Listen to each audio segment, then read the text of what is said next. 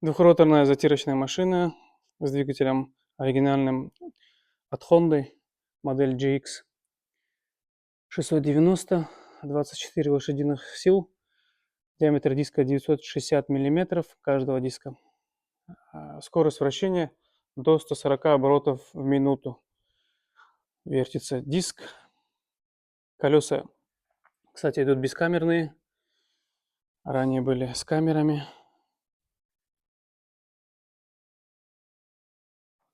Двигатель оригинальный Honda GX 690. Выхлопная система сделана уже немножко по-другому. Здесь преграда, чтобы от нагрева водителю не было слишком жарко. Редуктора.